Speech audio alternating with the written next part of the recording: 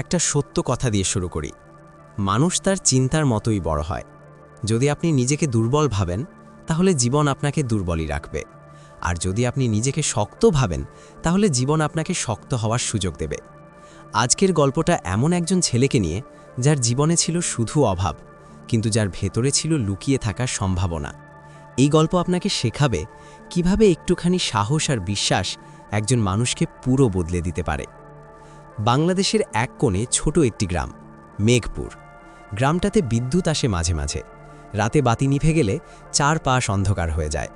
কাজের সুযোগ খুব কম। মানুষ দিন এনে দিন খায়।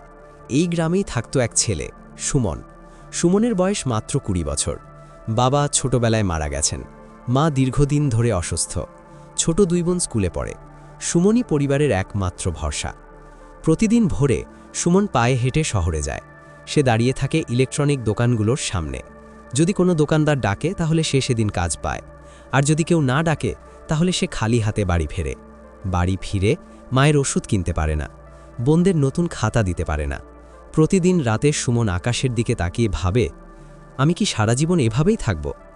একদিন শহর থেকে ফেরার পথে সুমনের চোখে পড়ল রাস্তার পাশে পড়ে থাকা একটি পুরনো রেডিও। সবাই সেটাকে আবর্জনা মনে করে পাশ কাটিয়ে চলে যাচ্ছিল, কিন্তু সুমনের মনে হলো, এটা আবর্জনা না, এটা একটা সুযোগ। সে রেডিওটা বাড়িতে নিয়ে গেল। রাতে ঘরের কোণে বসে সুমন রেডিওটা খুলে ফেলল। ভেতরে তার, স্ক্রু, সার্কিট বোর্ড সব কিছু অচেনা মনে হলেও সে ভয় পেল না। একবার তার জোড়া লাগালো, কাজ হলো না। দ্বিতীয়বার চেষ্টা করল, তবুও হলো না। তৃতীয়বার চেষ্টা করল। হঠাৎ করে স্পিকারে শব্দ ভেসে এলো। সেই মুহূর্তে সুমনের চোখে জল চলে এলো। সে বুঝল, আমি পারি। রেডিওটা হাতে নিয়ে সুমন মনে মনে বলল, যদি আমি ভাঙা রেডিও ঠিক করতে পারি, তাহলে ভাঙা মোবাইলও ঠিক করতে পারবো। আর যদি আমি মোবাইল ঠিক করতে পারি, তাহলে আমি টাকা রোজগার করতে পারবো। সেদিনই তার মনে জন্ম নিল নতুন স্বপ্ন।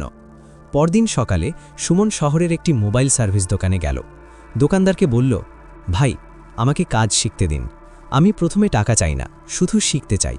দোকানদার প্রথমে বিশ্বাস করল না, কিন্তু যখন ভাঙা রেডিও দেখে সে অবাক হয়ে বলল, ঠিক আছে, এসো, তুমি শিখবে। প্রতিদিন সকাল থেকে বিকেল সুমন দোকানে কাজ শেখে। কেউ প্রশংসা করে না, কেউ ধন্যবাদ দেয় না, কিন্তু সুমন হাল ছাড়ে না।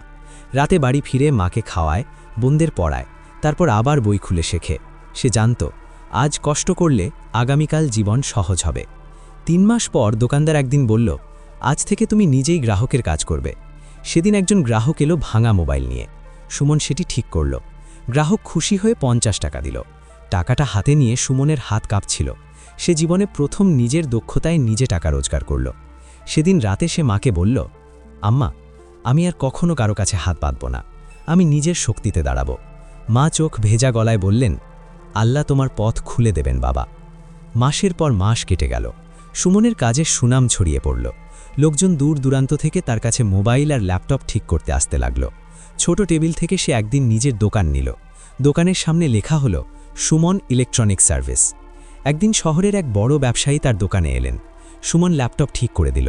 ব্যবসায়ী অবাক হয়ে বললেন, তুমি এত দূর এলে কিভাবে? সুমন মুচকি হেসে বলল, একটা ভাঙা রেডিও থেকে। মেঘপুর গ্রামে এখন বড় একটি ট্রেনিং সেন্টার, নাম সুমন টেক একাডেমি। এখানে গরিব ছেলেরা ফ্রি শেখে, কারণ সুমন জানে একটা সুযোগই একটা জীবন বদলে দিতে পারে। আপনার জীবন এখন যত ভাঙাই থাকুক, আপনার ভেতরের সম্ভাবনা এখনও অক্ষত আছে। শুধু একটি প্রশ্ন করুন নিজেকে, আমি কি পারি? যেদিন মন থেকে উত্তর আসবে, হ্যাঁ আমি পারি, সেদিন থেকেই আপনার নতুন জীবন শুরু হবে। ভাঙা রেডিও যদি আবার শব্দ তুলতে পারে, তাহলে ভাঙা জীবনও আবার আলো ছড়াতে পারে। গল্পটি আপনাদের কেমন লেগেছে অবশ্যই কমেন্ট করে জানাবেন। Thanks for watching.